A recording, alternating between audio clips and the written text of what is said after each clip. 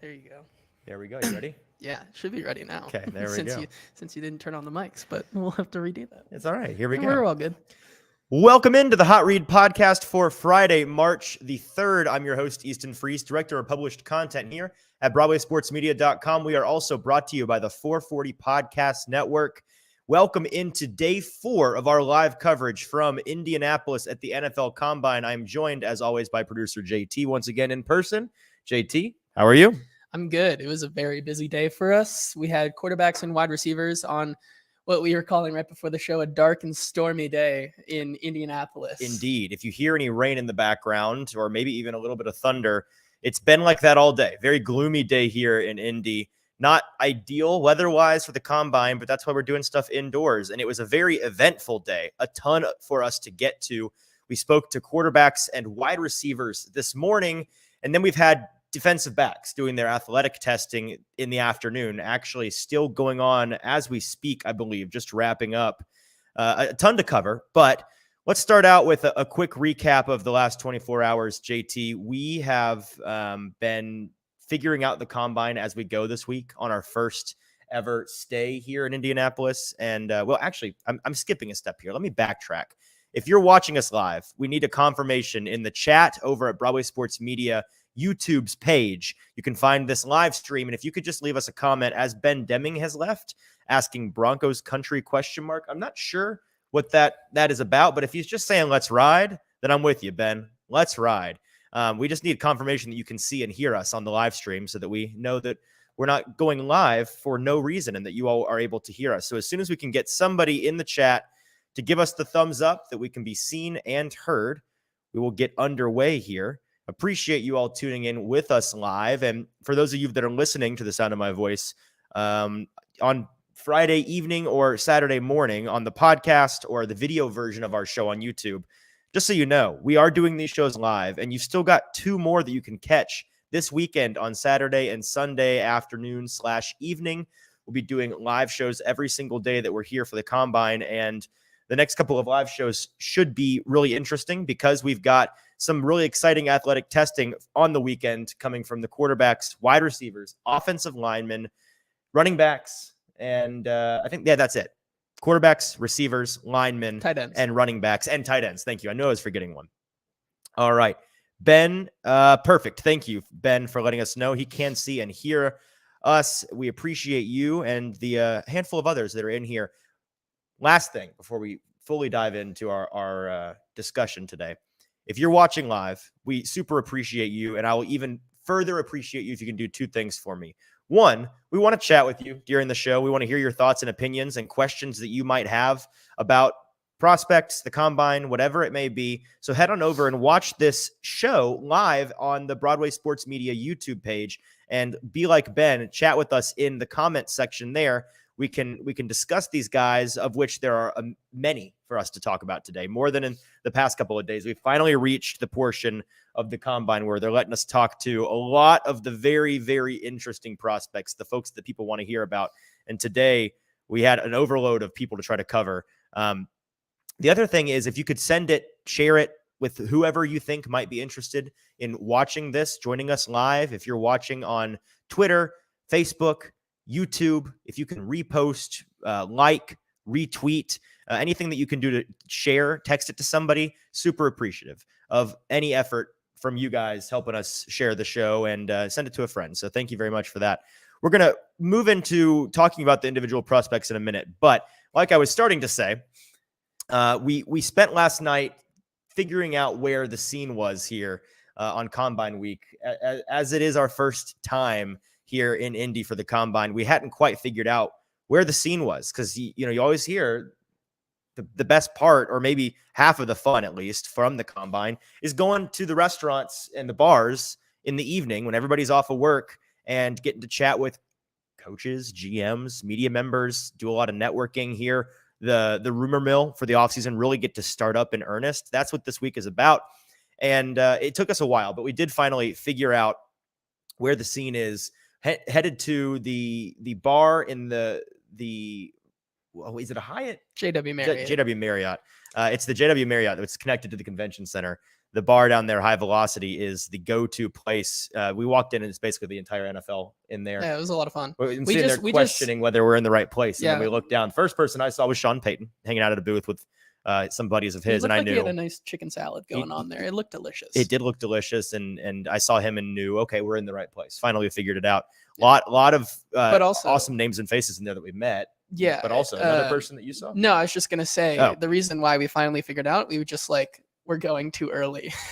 Yeah. So we knew the restaurants and everywhere that people were reportedly staying in the evenings, but we weren't, I think, keen on the correct time of day to go. Yeah. There is no sleep for the wicked. No. The combine has long been affectionately referred to as the NFL spring break.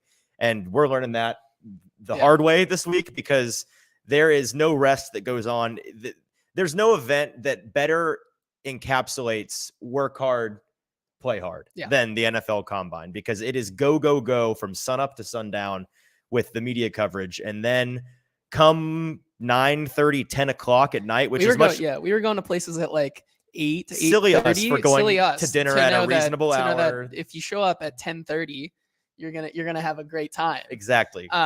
But it was a lot of fun. We met up with a couple of the Ringer boys over at that bar. We met up with some PFF guys. Had a good time. Yeah, it was really interesting. Right. For some of it, there's a lot going on there, but it was a good time. If you've been a long time listener of the show, our in with some of the folks last night was a buddy of mine who I look up to as well as am friends with. Austin Gale was with PFF for a long time. If you cover football or pay attention to football coverage, you're familiar with Austin.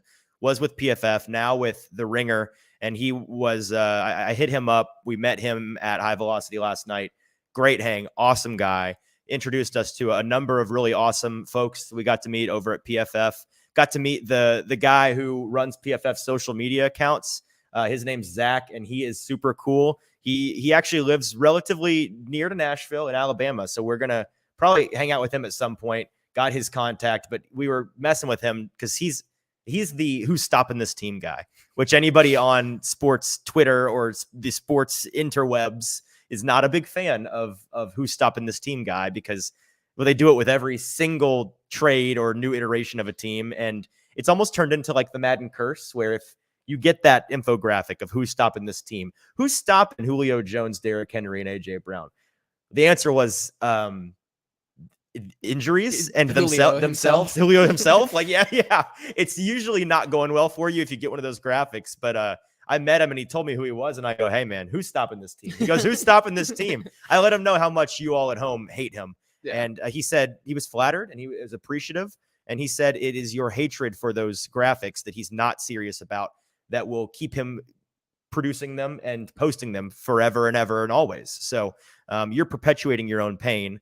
But he's an awesome guy. I got to meet Danny Heifetz, Danny Kelly from PFF. Not PFF, from the Ringer. Ben Solak. Those guys were awesome. Got to get an Uber with Danny Kelly, who was an awesome guy. Super cool hang. Went over to another bar last night to finish out the night a little bit later than we probably should have. But all of those guys are awesome. They do an awesome show, by the way. Since we're going to name drop them, might as well help them push their show. The Ringer NFL Draft Show. Awesome show. You should go check it out and you'll realize why it was awesome for us to get to meet them. But that was our night last night. So that's the personal recap. And we are now in the 10 to 11 minutes range into the show. Let's talk about these wide receivers here, because unlike the other two nights, well, one, we don't want our camera to die for a fourth straight day. Like that is also, but also sure. We do have important things to do after this. As I tweeted out earlier, tonight is our St. Elmo's night. Yes. We are going out to Shrimp dinner. Cocktails, baby. I'm more excited about this shrimp cocktail than probably the rest of the weekend, to be honest. Like it's all I've been looking forward to. But we're on a time crunch, so we better start talking about these guys. Understood. Appreciate you being a good co-host and producer, keeping me on track here. Yeah, that's what, because we know that I will just go and go if we don't have a time constraint. So let's talk about the receivers first. We'll save the quarterbacks for just a minute. The receivers are more interesting, not because the Titans aren't in the market for potentially drafting one of these quarterbacks, but kind of because they aren't. We've not really thought that they're in that market this whole time, but there's always that chance, right? I would say maybe a 5 to 10% chance Ryan Tannehill isn't the quarterback of the Titans next year. And if he's not, it could be another veteran. But I'd imagine if I told you right now, JT, okay, Tannehill is not the quarterback, how confident are you on a scale of 1 to 10 that the quarterback that is starting is a rookie? Probably 75%. Right. I was going to say 7 or 8 out of 10. Just because we've talked about this, the numbers don't really make sense. They're not going to get somebody cheaper. 70, that's a veteran. 75% rookie, 5% Malik/Dobbs, and then 20% Jacoby Brissett. That's my official take. Okay, all right. Well, we're gonna do a infographic with that quote so that we have that on record. So yeah, that's why we're gonna pay some attention to these quarterbacks, because they are interesting in a vacuum. We do cover the draft outside of what the Titans are interested in, but from a Titans perspective, quarterback's not nearly as important as receiver, and Lord knows that the Titans could use a receiver or 2 or 3 in this draft to become an impact. We talked to a number of these guys, and this was the day so far out of all the others where I was stressed and frustrated by your inability to talk to everybody, right? These guys go in packs of 8 or 9 at a time, and you got to pick and choose. You got 20 minutes with 8 or 9 talking at a time at podiums, all in the same place. But, if you want to get up front and ask a question, you have to plan ahead.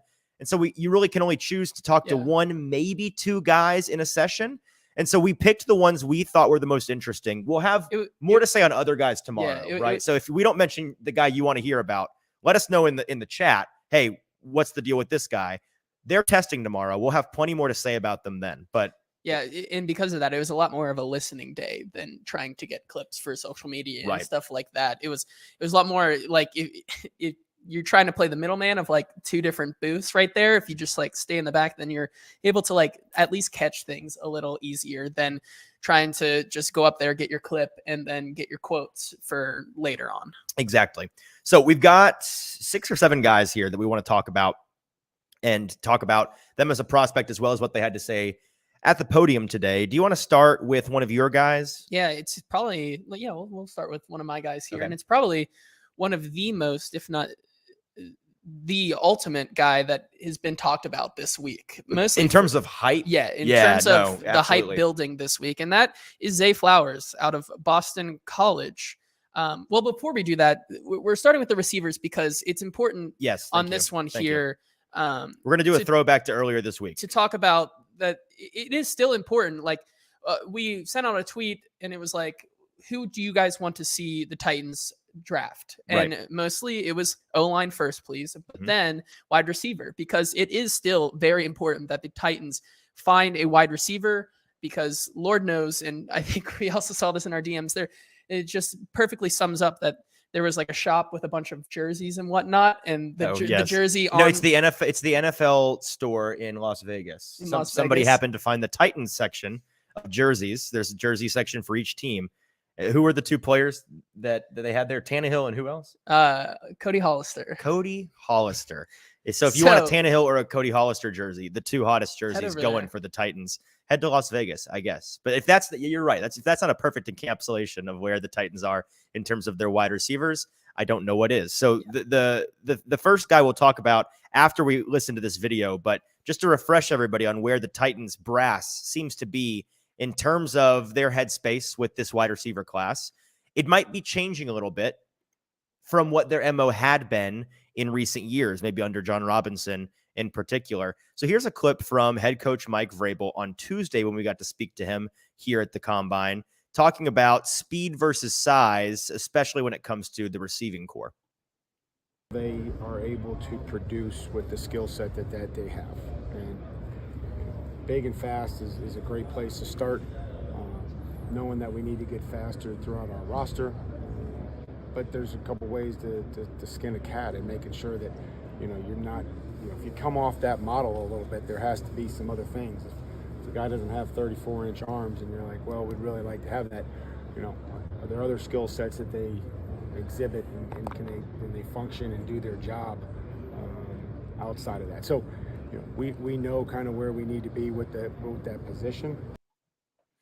And with that, let's talk about your first guy, Zay Flowers. Yeah, so let's talk about Zay Flowers, who got all of this hype because of how he came into the week and what his training has been, right? So Zay Flowers, 5'10", and before coming into the week, he was around 172 on his weight. However, right before the combine, he put out a picture in which he is bulked up to 183. He So got definitely the Bryce Young fast pass with that he size. did, but not exactly like Bryce Young just trying to like eat and eat and eat. Like he put on No, it was not muscle. fat, man. It was a lot of muscle. He had a before and after picture with his shirt off, and you can tell the muscle mass was increased pretty dramatically, which is really impressive. I mean, putting on 11 pounds of muscle in any amount of time, that's impressive. And this guy did it. Yeah. So Zay Flowers is really interesting to me because despite having being a little bit shorter than you would want for a guy who loves to play on the outside, he's really good at separation and that deep ball. I think he would be a perfect complement to a Treylon Burks on the other side of the line of scrimmage.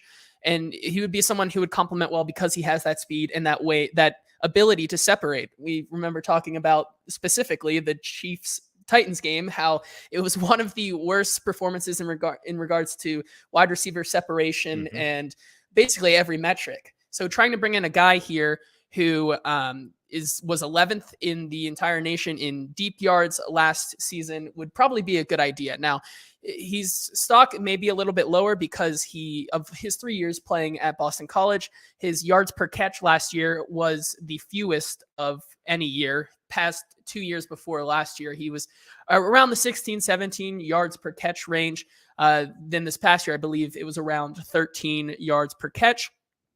But the big thing is that a lot of teams are thinking about maybe trying to move him to the slot, which we have a clip here from earlier today in which he detests that and says, I want to be given the opportunity to play on the outside. And here's what he had to say. I'm not just a slot. 75% of my snaps was played outside. And I think I can move around and play any position that they put me at. So the team that ends up drafting Flowers is going to be hoping from a developmental standpoint, they can turn him into a uniquely versatile weapon in the NFL. Because what fundamentally keeps guys who are sub 6 foot, sub 190 pounds at the receiver position from playing on the outside is the fact that typically at that size, you certainly don't have the catch radius of the 6 foot, 6'2", 6'3" cornerback that you're going up against on the outside with the outside corners. And you also typically don't have the wheels to get the separation necessary to be open, right? Like you are either always open in the sense that you are just bigger or as big or have better ball skills than your defender. And a lot of guys like AJ Brown don't necessarily have to have the top end speed to succeed with deep routes. You know, AJ Brown can run a deep route, not necessarily get a ton of separation, but because he's so big, tall, and physical, his strength allows him to just high point the ball and win, right? That's you hear these big guys talk about how they're always open, even if they don't get separation. When you're not at an advantage from a size or strength standpoint, you have to be able to separate.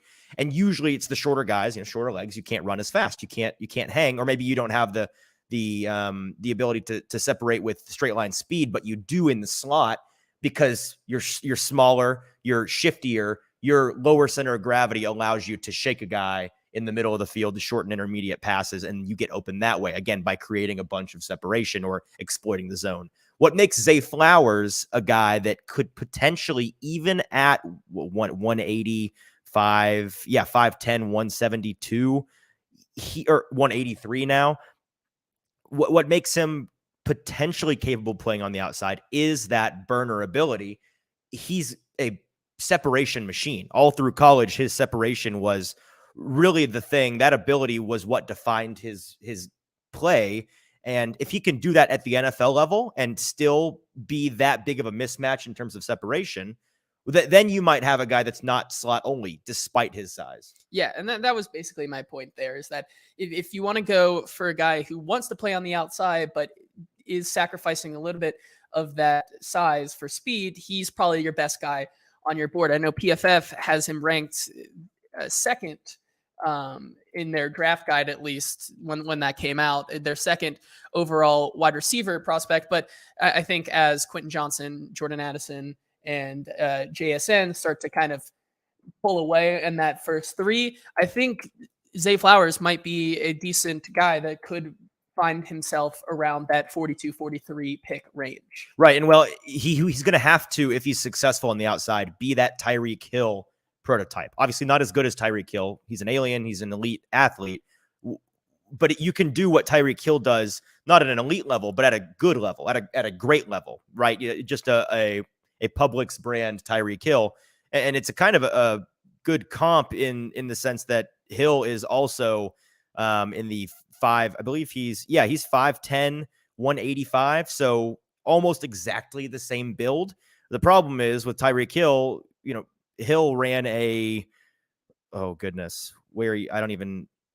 I can't even find his 40 time, but 4.29. He ran a 4.29 40. We've not seen Zay Flowers 40 time yet. That's tomorrow. But unless he's just gassing it down the field, I'm not sure you're going to have that same ability, because that's what makes Tyreek Hill so potent despite his size, his top end speed, acceleration. And then he's even as good or maybe even better in the slot because he's so low to the ground and has that shiftiness, not just the straight line speed, to be able to shake guys. So with Zay Flowers, I agree. It's kind of a risky proposition, and you really have to be confident as a team if you are drafting him where is he on the consensus board? Day 2 guy. I think he's right now around, I'm not sure, but I can on look. the consensus big board. I can look. But he's probably around the 40 range. Oh, 29. 29. So he's risen right around there. I was going to say, to go maybe just one step down from Tyreek Hill, I think another good comp is someone like a T.Y. Hilton, something more along that line, where he's not going to be that target monster, but he's going to beat you 9 times out of 10. And once he finally gets one of those, just like T.Y. Hilton used to make, he'd make those big time plays. Yep. I will say the only other thing that makes him capable of succeeding on those deep routes, even if he doesn't get the separation necessary for his size on those deep go balls or posts, he has a pretty ridiculous ability to just bounce out of the gym. He's a jump out of the gym kind of guy. He can typically, even at 5'10", out vertically climb a defender that's a couple inches taller than him. So it's those kinds of abilities that make him a fringe round 1 receiver. We'll move on to the next guy. Yeah, let's move on to another guy. So the first guy that I wanted to talk about today, once I can find my notes again, is Jalen Hyatt, guy that anyone watching the show is familiar with, I'm sure, because he is the Tennessee Vols star wide receiver coming out of this year. Him and Cedric Tillman make up a really nice combo of receivers that the Volunteers will be losing. And Hyatt, the 2022 Biletnikoff winner, is coming into the draft with really, really high expectations for himself. We have a couple of quotes, and then do we have a clip from him? No. Okay, we have a quote from him today. He said, quote, "I feel like I'm unstoppable. I feel like nobody can guard me. I feel like they fear me when I get out there." And this is in response to a question, who do you think the wide receiver 1 in this draft is? He finishes it off by saying, quote, I would definitely say I'm wide receiver 1 in this draft. Obviously, he's got the confidence. He's got that moxie that wide receivers typically have and typically need. I will say that he mentioned the only other thing from his press conference that is worth mentioning, I think, is that, like we talked about yesterday, when Cam Smith from South Carolina, the cornerback prospect, spoke at the podium and mentioned Jalen Hyatt as really his only competition all year, which was a massive diss to the rest of the receivers he faced. It was Jalen Hyatt today that said, yeah, I would say Cam Smith out of South Carolina was my toughest bump this fall. So, which is probably more of a upgrade or a compliment to Cam Smith versus Cam Smith saying that to Jalen Hyatt, right? Because Jalen Hyatt was playing against some dogs this season with that schedule that Tennessee had. He played a lot of very good players. South Carolina pretty much only played Tennessee when it comes to wide receiver talent. So right. So when Cam Smith says that Jalen Hyatt was the best receiver he played against, that's a diss to the other receivers he played against, but it's also absolutely true. Yeah. It is factual. He was the best receiver he played. Jalen Hyatt, I'm guessing, I can't think off the top of my head for sure, but I'm guessing he probably faced a cornerback or two better than Cam Smith this year. But sounds like Cam Smith gave him the most trouble. In terms of a prospect, and we've talked a little bit about Jalen Hyatt already, but I'll say the thing about him that is the most intriguing, and maybe it's worrisome to you, maybe it's you have reason to believe it's not so worrisome, and this is the rub with him from a prospect evaluation standpoint, what makes him a really interesting conversation. Hyatt was playing, first of all, in a Josh Heupel offense that is really tricky to evaluate in terms of how players will transition to the NFL, because really it's a fake offense.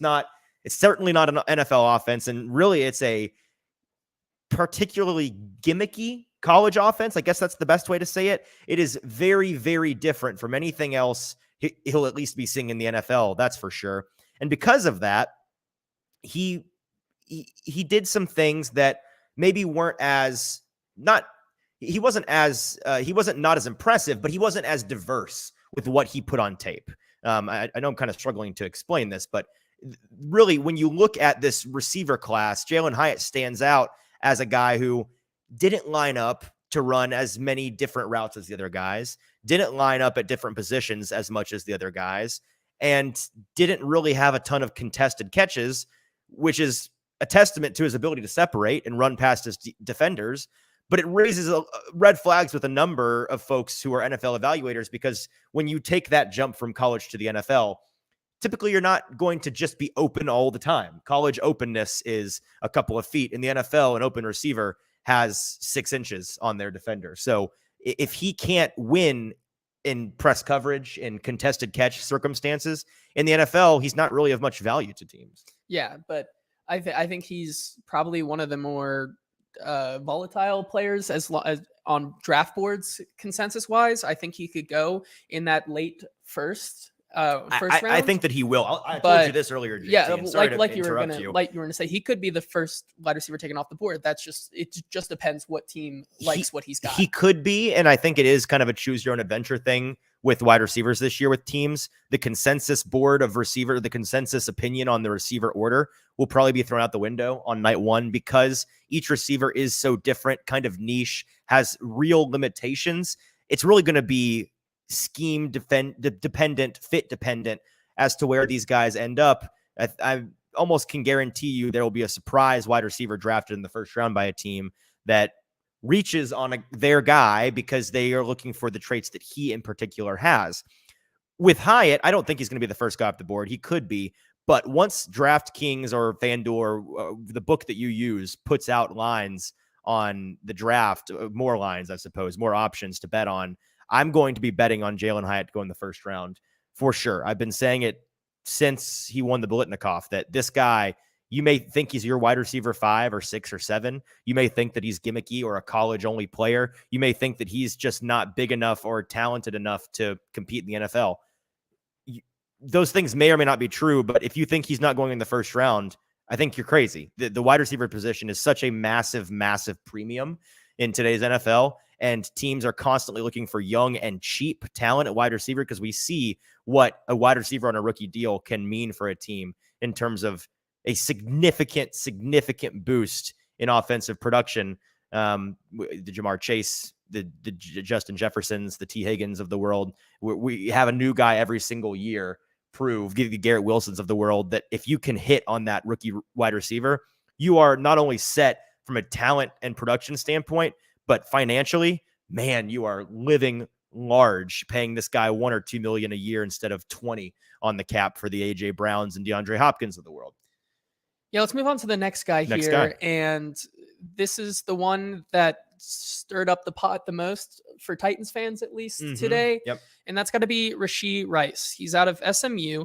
And I did this on the show yesterday. I'm going to do it on the show today. And probably when we talk to the offensive lineman tomorrow, I'm going to do it tomorrow as well. I'm kind of starting a staple here in which what I'm going to call wee woo. Looks like a perfect Titan alert. Woo whoop. Yeah, gotta sound the alarms. Put out here. the Titans bat signal. And this was because I believe it was Teron Davenport put this tweet out earlier in which he said Rashee Rice said when he spoke to the Titans, they really liked the blocking he showed on film. Rice said playing with a running back like Derrick Henry means wide receivers have to make sure they block downfield, knowing he could break a long run at any time. Now, there's two sides of this coin here. One, which I'm going to play the clip right now. It is true. He is a very, very good blocking receiver. And we pulled this clip from our friend James Foster, who sent out this tweet about a month ago now. saying this, that Rashee Rice is a very, very good blocker. So if you look here, he's down there. Real quick, we'll just pause it for you so everybody knows where he is. He's right there at the bottom. And by the way, if you're listening to this in podcast form, you should probably go watch the YouTube video because we're watching film at this point. Yeah. You're missing out. So go to Broadway Sports Media YouTube page, watch this live or watch it in post. But you're going to want to watch the video form of the show. And so he's down there at the bottom, and he just absolutely just does not give up on his block, gets his hands set almost perfectly, and just drives him into the ground. And he's probably the guy, if you're looking for a blocking receiver in this draft, he probably is your guy. Unfortunately, the Titans... He's the best blocking receiver in the draft. Absolutely. But Titans fans don't want to hear that. They don't. Even though the Titans love their blocking receivers, that was the other side of the coin. Titans need they need their blocking receivers. He's really good at it, but Titans fans just don't want that anymore. Well, and there's a lot of talk about offensive philosophy changing for the Titans in a big way. Yet to be seen. If it's anything like it's been in the past, if you don't have guys on the field on offense at every position that can block, run block, you're toast. You're toast. The Titans offense has been built on stinging you and capitalizing with big shots in the running game, which require downfield blocking, and big play action shots in the passing game that allow you to capitalize on big plays, explosive plays, and be that explosive play offense. That's how they've succeeded in recent years. That requires guys like A.J. Brown, very nice blocker. Corey Davis was a very nice blocker.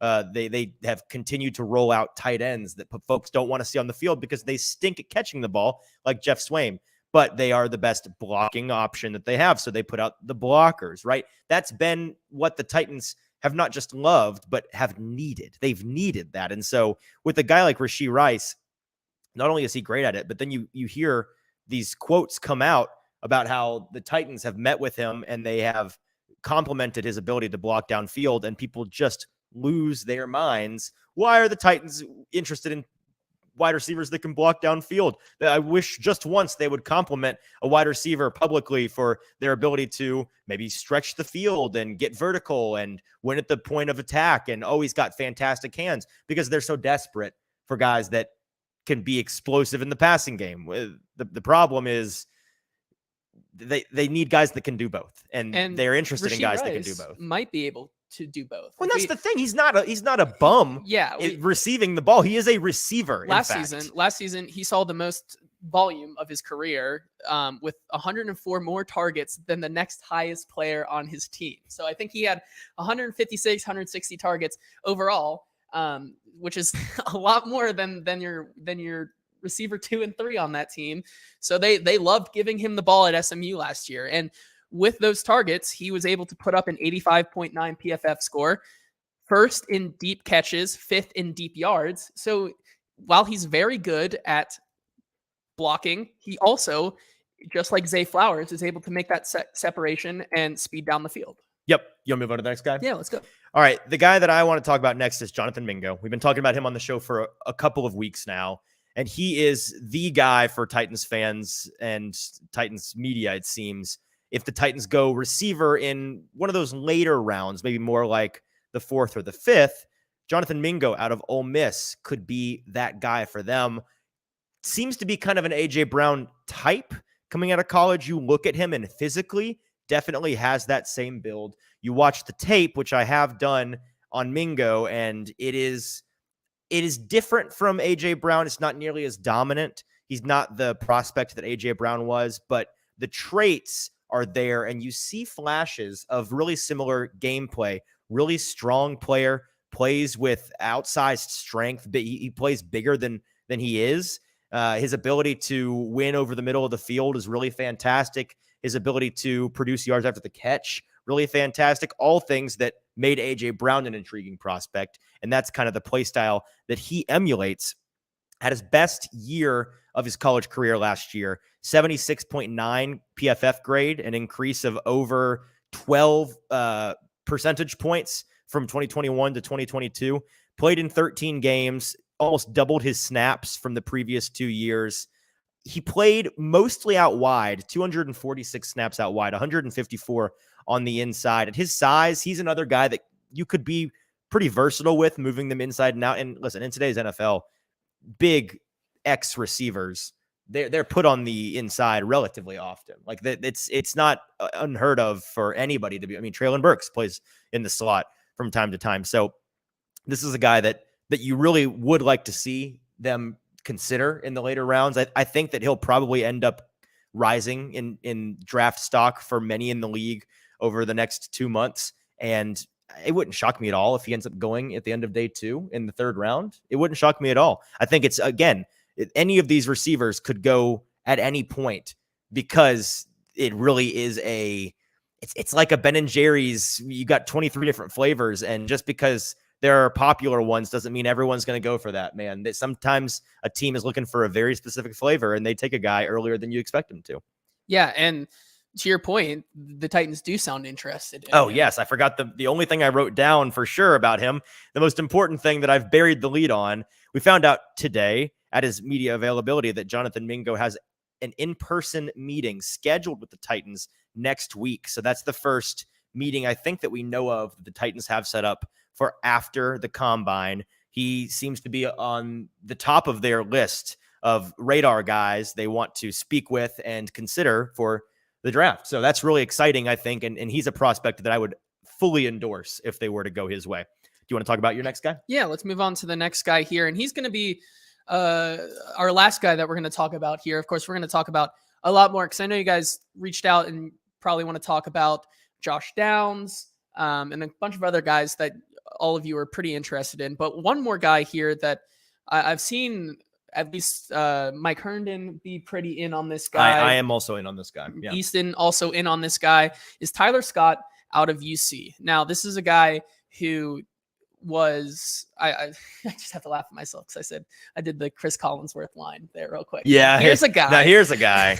Let me tell you. Now here's a guy. He's someone who made the transition from track to receiver. Right. And I think if there is one person or one receiver out of this draft or in the past couple drafts that could make that transition well, it could be this guy. Okay.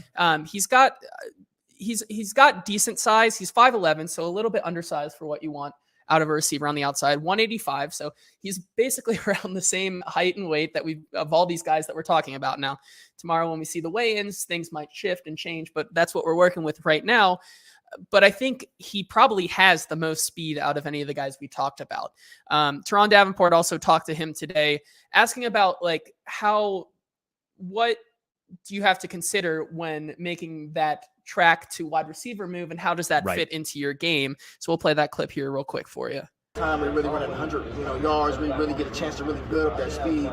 Football, it's like you got to learn how to get the top speed fast. Mm-hmm. And so one thing I really focused on when I was in high school was indoor track. I got to run it finally my senior year. We got a new track coach, and he got us into indoor track. And so my main focus was the 60 and just really learning how to get out. And that's the biggest thing, learn how to get out and get the top speed fast. And I think that's the big point with him. If you get him on not just in like a 40 time, but going past that, if you get him out in the open field, he's going to be able to make that separation, and he's going to be able to kick it into a next gear that some of these other guys might not have, which makes him a pretty interesting prospect to consider. Yeah, no, I think he's an interesting one that you could see as a bargain draft from a team that gets a guy who's starting at receiver in the 4th, 5th, 6th round. He definitely is out of all these guys. He's going to be one of those guys in the later, maybe the 4th round. He's 104 on the big board. Well, okay, 104. Overall. There he is. So maybe a 4th round guy could be that surprise guy that someone takes at the end of the 3rd that if they absolutely love him. But he could find his stock rising up boards very quickly this weekend. Yep, he's somebody that you should probably focus on learning more about in the next coming weeks, because he is a later draft pick that could end up rounding out a draft for a team like the Titans really quite nicely. Let's move on, and we have a ton more to talk about with these receivers, as we've alluded to multiple times, that we will get into tomorrow, maybe with some guest interviews. I'm going to see if we can maybe chat with some folks out in the field tomorrow about these receivers as we get to see them test. And I'm sure these testing numbers for them will be quite interesting. We'll see some ridiculous 40 times, maybe even see some records pushed. So that's exciting. The next group that we got to speak to this morning is the quarterbacks. And we'll start with the quarterback one on most boards. It is Bryce Young out of Alabama. Big day for him is tomorrow. Obviously, the only thing for him in this combine has been, what does he weigh? Because we know that he's small. He knows that he's small. Apparently, his quote today that stood out and has been taken not out of context, but taken and run through the ringer all day long. It's the quote. Where is it here? Yeah, he said, quote, "I've been this size, respectfully, my whole life." That's simply not true. You've been talking for a month about bulking up for the combine. So he's actually bigger than he's ever played before, and I would argue bigger than he will be playing in the NFL. How big? That's the question. Tomorrow is the weigh-in. There was some confusion earlier this week as to when he's weighing in. For some reason, it was a rumor that was passed around on Radio Row that he may be weighing in on Thursday. Turns out he's still weighing in on Saturday. So tomorrow with all the quarterbacks, he'll be weighed and measured, and that's it. He's not doing any drills, not throwing. I very much disagree with that. He should be throwing. I don't think that is a detriment to him. It's dumb for him not to. I understand why he's not, because his team wants him to take one thing at a time, obviously, right? He wants to take the combine, and we're gonna weigh in and get that number for your size concern, since it's the only thing people are really concerned about you as a prospect. Get that not fixed, but padded as best we can by stuffing you full of peanut butter jellies for a month before the combine. Then we'll get all that fat off of you. And next month at your pro day, then we'll have you not weigh, not measure. And then you'll throw and do the testing, and we can get the best of both worlds.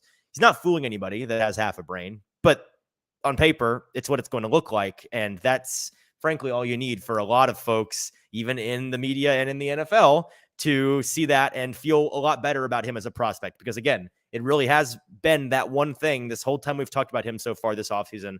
Man, he's just slight and short. And you can be short, you can be slight. Historically, you can't be both. Yeah. And in his presser today, there was a tweet out there with a picture of him behind the presser. This is funny, here. Man. This is funny. Now, here's the thing. When we go to the stadium tomorrow, we're going to have to do some shopping around the Noble clothing department that they have kind of set up in the Lucas Oil Stadium, because like they do have the shoes here, but I'll show it for everyone here. I don't think the shoes have that big of in the soles. Yeah, the soles. I don't think they're that tall. On the shoes we saw they were actually selling yesterday didn't look quite so fat. I mean, those are platform shoes, man. That's like 2.5, 3 inches of sole. So, and it's funny that he was wearing those when he says, "I've been this size my whole life." No, you're actually only this size because you're wearing these shoes, man. Very funny. And shout out to whoever got behind. I don't know how somebody managed to get a picture of him behind the podium of his shoes. They're probably going to lose their job for that. But yeah, that's the story with Young. We don't have anything else to say from the combine about him because he's not testing. It's just about what he had to say. Yeah. He didn't really have anything that interesting to say. He's here just kind of biding his time. Yeah. And tomorrow, even though we talked to them today, all that's well and good. But until it's different with like these with quarterback prospects, right? Because it's more important to see them than talk to them, unlike some of these other positions. Yeah. The next quarterback that we heard from was Anthony Richardson. He didn't really say anything of much note to me. Nothing in that press conference stood out, made me want to write it down. But we have heard all week, and I think it was most recently reported on the Pat McAfee show today, that, and this could, I mean, it's must-lie season. This could be coming from, scouts and be real. It could also be coming from agents and just be a narrative that's being pushed. But we're hearing from multiple folks all week long that he is killing it in the interviewing process, that teams, coaches, GMs are ranting and raving about him. And it's been very positive for him, even before the portion of the week that we expected to be very positive for him, getting to show off those physical abilities on the field, which he'll do tomorrow. From a narrative standpoint, whether it's concocted out of whole cloth or an embellishment or the full and unadulterated truth, the narrative is very positive. And it's going to continue to be positive because unless something crazy happens at his testing tomorrow, he's going to really impress. He may run the fastest quarterback 40-yard dash for a guy at his size, 240 some odd pounds. He may end up putting up some kind of ridiculous numbers with his height and weight measurements his 3-cone time. He's going to wow us with his arm passing the ball. All of that stuff on the fast track in a very controlled, unrealistic, frankly, environment at the combine is going to make him look very, very good. And it's just going to do what we said in our combine preview show on Monday back in Nashville. It's exactly what we expected. This combine is going to make him continue to rise up the narrative, up the narrative ranks and up everybody's big board, and maybe even be a top 5 quarterback by draft time. That seems to be where we're headed with him. Yeah, and I kind of pause on him as well, because we're hearing how well he is in interviews, and I get in some of the comps, and we learned last year that it's all can be deceiving, as we found out with Malik Willis. So I'm taking a little bit of a grain of salt with a lot of these things. Yeah, and another grain of salt that is necessary for Richardson before we move on is the fact that NFL media doesn't really seem to be interested in talking about this. They aren't, maybe they're afraid of talking about it, but whether it is intentionally being not talked about or unintentionally not being talked about, there are some character concerns. There's some maturity and character concerns that have been reliably discussed, or at least whispered about, with Anthony Richardson. So that's what makes me lean towards maybe this narrative of, oh, he's killing it in the interviews, teams love him. Maybe that's agents pushing that. Maybe not. Maybe he is. I think we'll maybe get more to the bottom of that in the coming weeks. But my inclination is it's probably a little bit embellished for him to be able to counteract the negative narrative that he's got character or maturity concerns. The next quarterback we heard from, Will Levis, another guy that's going to wow us with his arm in the testing tomorrow. Levis spoke today, and we do have a clip from his press conference. JT, let's hear what Will Levis had to say. With an NFL playbook, I'm working with Cohen and Scangarello. Is that coming up a lot in your meetings with teams? Yeah, I think that our terminology crosses over with a lot of different teams in the league. So when they're asking about the plays that we run and we're watching the tape and I'm running through kind of what our footwork or what our just language that we used was, it's kind of cool when they can realize kind of right away that it's the same. Or now Levis, the big quote from him at the press conference was in response to so many quotes here. I got you. Here we go. Kentucky quarterback Will Levis was asked about throwing at the combine. Why did he choose to participate? And his answer was, because I've got a cannon and I want to show it off. Based, fair. Accuracy-wise, I'll be curious to see if he can show off maybe some improved accuracy, because for me, the thing about him as a prospect that gives me the most pause is this guy's got a massive arm, but man, I don't think he can control it. Many have talked about how they think he has a decision-making issue. I don't think Will Levis has a decision-making issue. I think that he has an accuracy issue, and it comes off sometimes as poor decision-making. He's not trying to throw it there all the time. He's just not as accurate as he should be, not nearly as accurate as he needs to be a starting NFL quarterback. The traits are all there, and as a prospect, he is enticing, I'm sure, to many folks. I've said before, I wouldn't be shocked at all if he goes number 1 overall. He's a big guy with a big arm, seems to be a grade A leader. He's very impressive as an individual. No character concerns to speak of. He's an older guy, but he's 231 and 6'3". As a senior, he could turn out to be a really good quarterback based on his traits alone. The question is, can the right team get their hands on him, and can the right coaches coach him up in the right way to become that quarterback that his traits dictate he can be? There's a lot of questions regarding that. And there's a lot of questions regarding, well, can you teach accuracy? We talked about this a little bit earlier this week too. You can teach better mechanics and better footwork, which tend to improve accuracy, but accuracy itself, you can't directly fix. Yeah, and I think tomorrow when he throws, rather than weigh-in and stuff like that, will be the biggest point of contention for him. Yes. The next guy we talked about, and we're not going as deeply into talking about these guys as prospects, partly because we've already talked about it in weeks previous, and also partly because we're going to be talking about that in depth on the show in the coming weeks as we get close to the draft. So kind of saving that for later. The next guy we talked to was CJ Stroud out of Ohio State. And Stroud, the only thing that I want to mention about him is this quote that's being passed around. Also not the most positive light, not a great look for CJ Stroud. I don't think it's as big a deal as folks are making it out to be, though, because we have no reason to believe that he meant it in a negative way.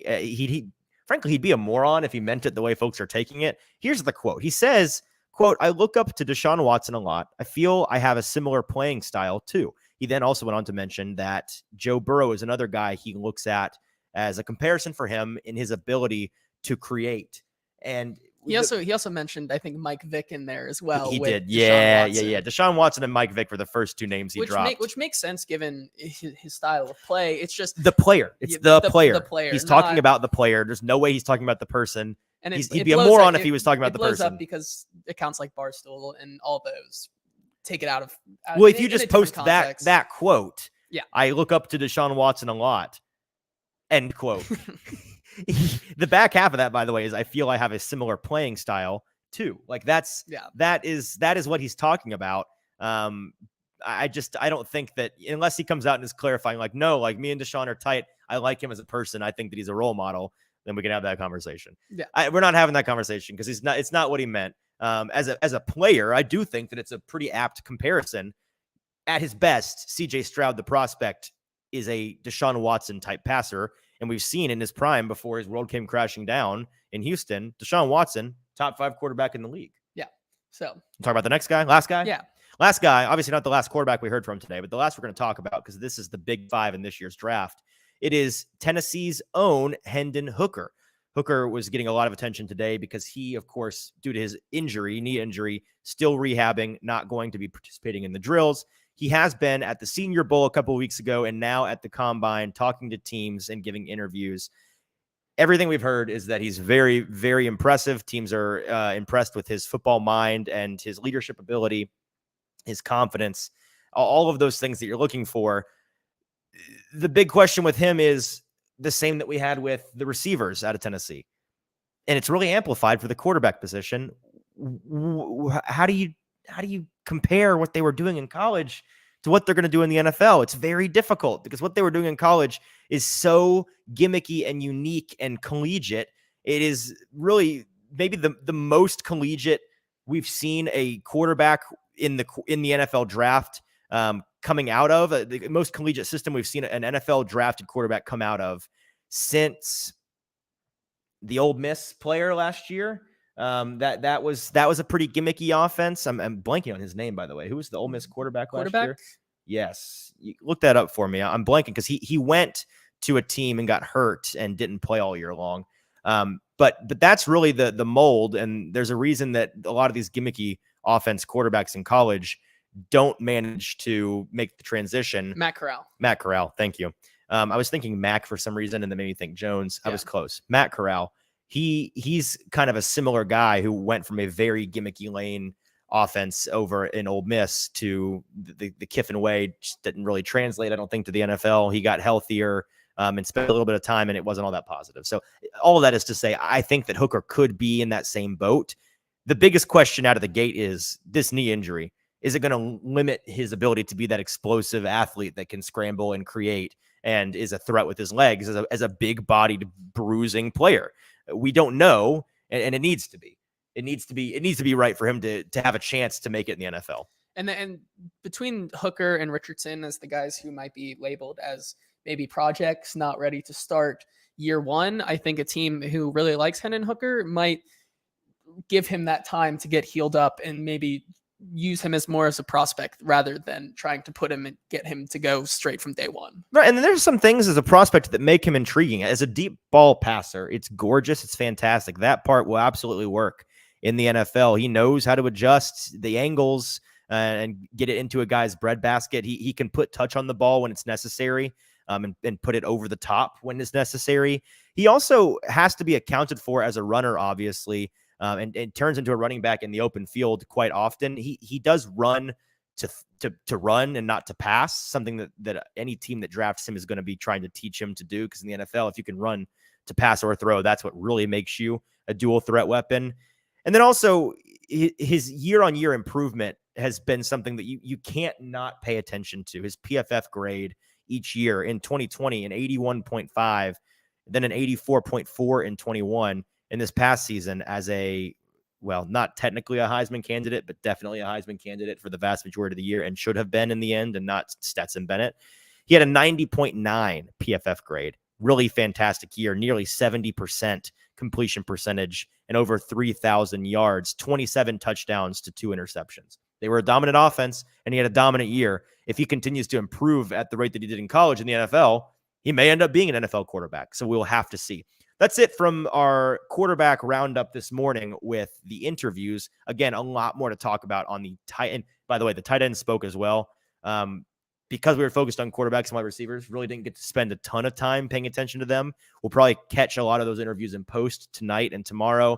Maybe have some thoughts on that for tomorrow's show. Definitely we'll have thoughts on their testing, because this is a crazy, deep, and talented tight end group. We don't want to neglect that group. Another position, by the way, the Titans absolutely will consider being interested in if they don't end up bringing back any tight ends besides Chigakonkwo.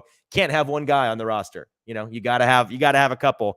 And this year, if you're looking for a tight end in the draft, you're in luck. You are in store for a really nice selection.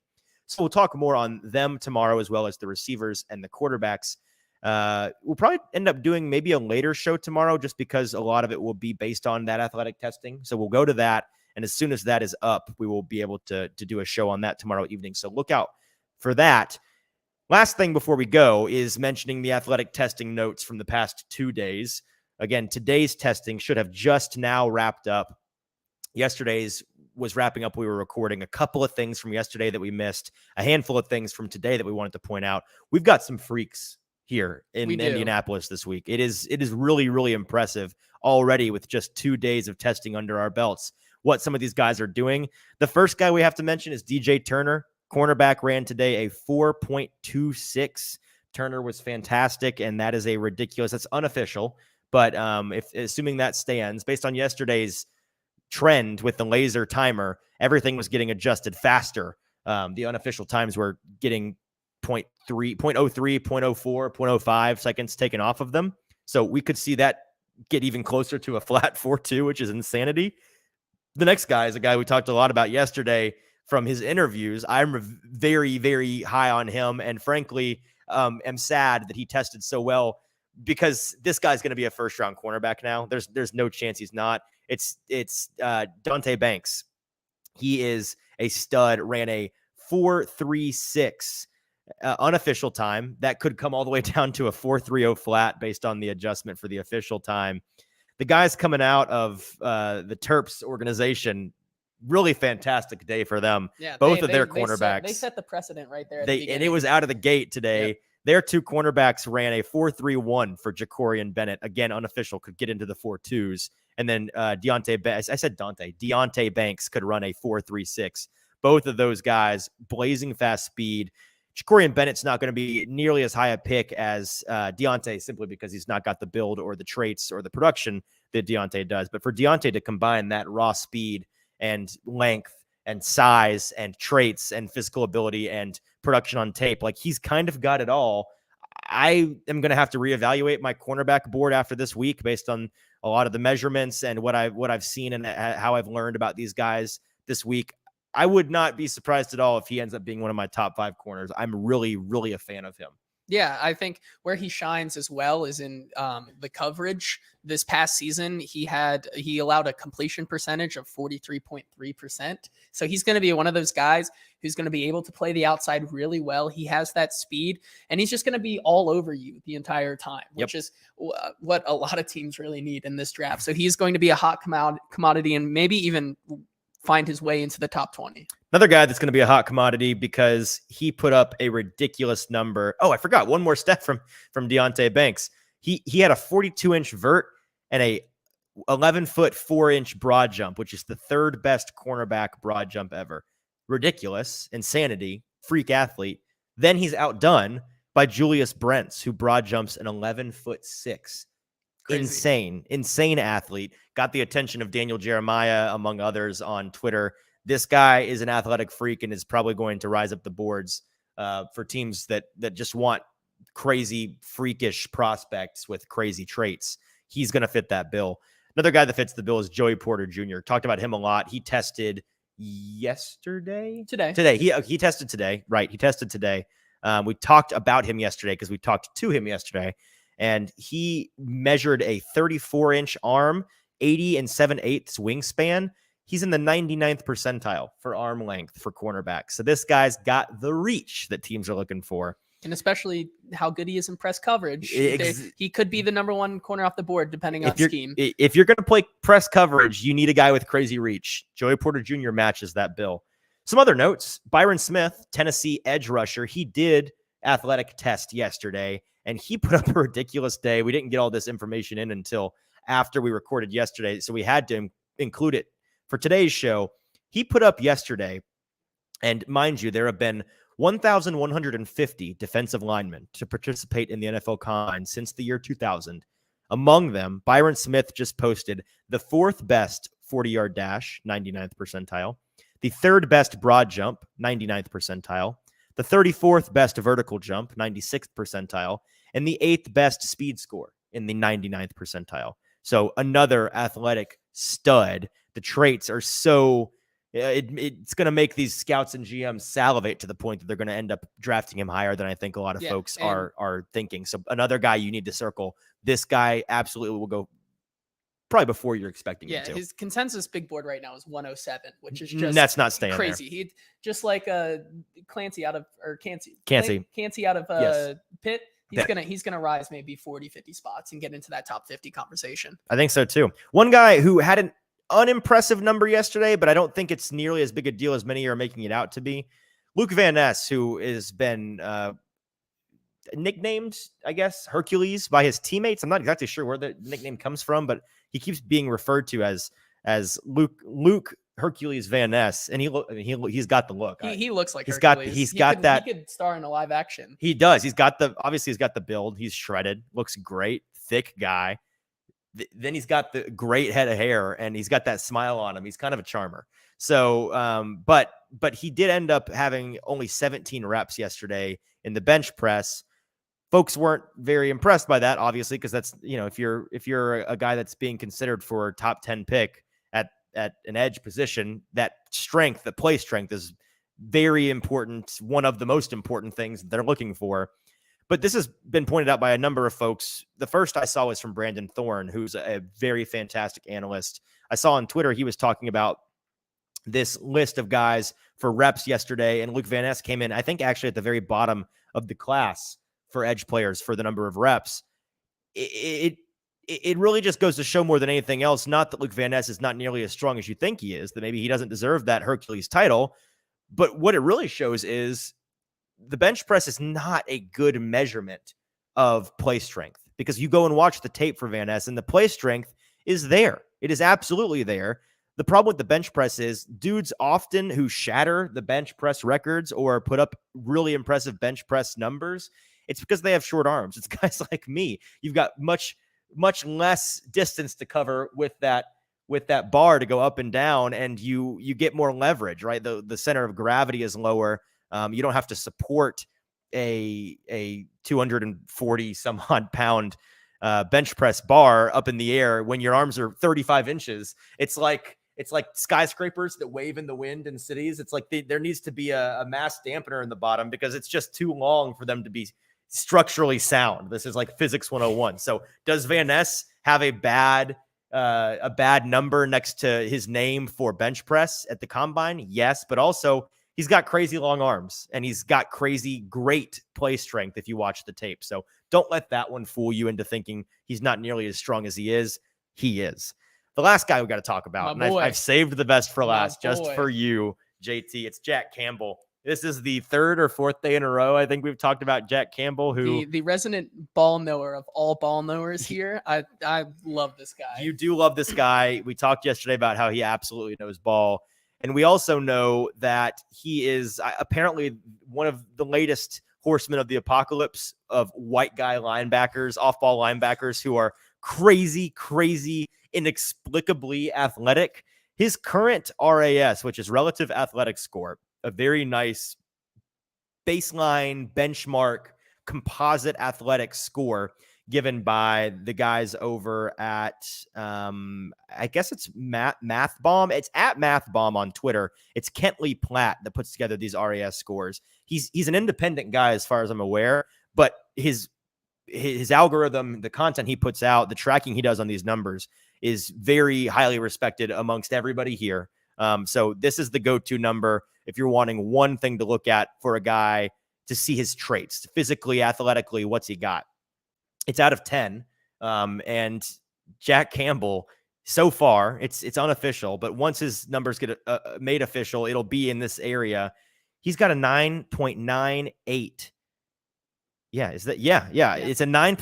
I'm doing a double take because it doesn't sound right. A 9.98 out of 10 RAS score. For comparison, TJ Watt 9.91, Leighton Vander Esch 9.96. Both of those guys are pretty decent comparisons for him. It depends on whether you would want to use him as more of a rusher or keep him off the ball and play in coverage. But he does comp pretty eerily similarly to TJ Watt and Leighton Vander Esch from an athletic profile standpoint. But a 9.98 out of 10 for this guy is fantastic. And it makes him, I think, the clear and unquestioned linebacker one in a draft class that frankly is really crappy when it comes to linebackers. Yeah. It's not a good class.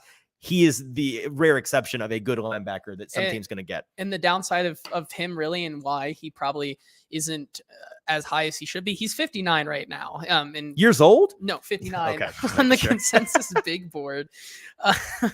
He's peaking around 41, which is where I think he could relatively go early in that second round. The biggest gripe with him is that he is undoubtedly the best linebacker in coverage in the middle of the field for sure. He may be the best linebacker in coverage that we've seen in like maybe the last 3 or 4 drafts, but rushing to the ball, he just lacks the technique and that ability. So if you're drafting him for the physical traits, you're going to need to help him develop in the run game. Yep.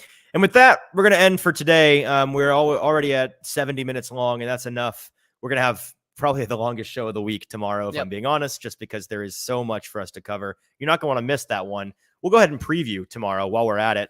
Of course, we do have still, it's our last day of folks interviews of speaking at the podiums tomorrow. That's going to be offensive linemen and running backs. So a lot of really intriguing names, starting with the linemen, of course. You've got Cody Mock, going to talk to him. Peter Skoronsky, definitely going to be speaking with him. Paris Johnson Jr., we wouldn't be doing our jobs if we weren't paying attention to him. A couple others that you might see the Titans consider as an interior option, because Lord knows they need more than just one new guy on the offensive line. Heck, they may need 4. We don't know. You could see Osiris Torrance from us tomorrow. Darnell Wright out of Tennessee. We'll go and speak with some others, maybe smaller down the board guys. Let's see here. Tyler Steen, gonna speak with him out of Alabama, I believe. And John Michael Schmitz, definitely have heard some good things about him. Want to hear more on him. Andrew Voorhees. Andrew Voorhees was the one. He's such an interesting prospect. He's all over the board. I'm interested to hear more about him. Yep. On the running back side of things, we've got Devon Achane. Definitely going to speak with him. I think he's a little bit overrated, but we'll see. I want to see how he tests. Bijan Robinson is going to be a zoo, but we'll try to get in there and see what he has to say. Tank Bigsby is another one we'll probably pay attention to. Jahmyr Gibbs, who was your sleeper for the combine when we picked those on Monday.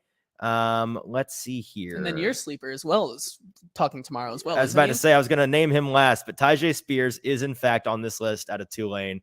We're going to be speaking to him, and I can't wait to see him test, because from what we heard out of the Senior Bowl in Mobile, he's a stud. So excited to hear from him. And then a couple others that we I'm sure I'm missing here that we'll end up talking about tomorrow, but really excited about that.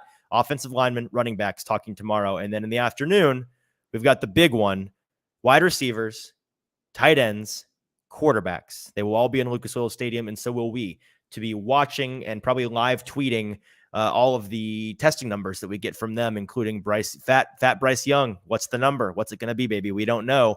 We will see. Anthony Richardson, what's that 40 time?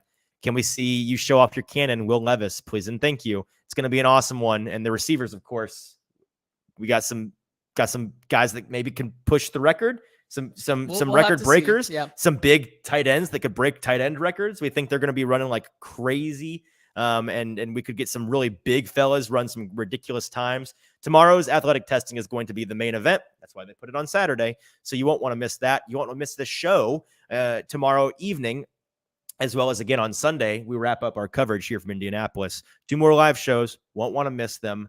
Anything else that I'm missing? Oh, our video. Yeah. Our video that we have been teasing all week long now, from yesterday morning when we got special access to the NFL experience here at Indianapolis for all the fans that are here for the combine. It's awesome. We ran the 40-yard dash. We did the high jump. We did the vertical, not the high jump, very different event.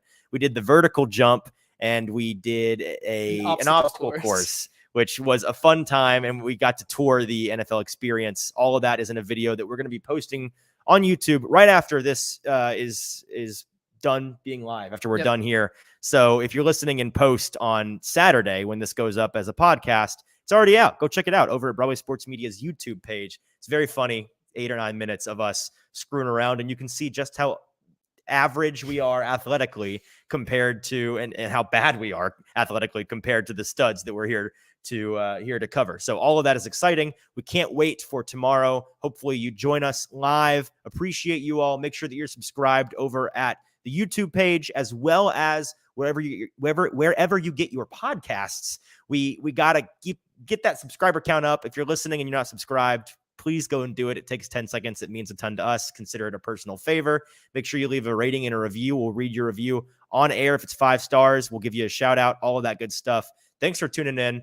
For producer JT, I am your host, Easton Freeze. This has been the Hot Read Podcast, live from the NFL Combine. We'll talk to you again tomorrow.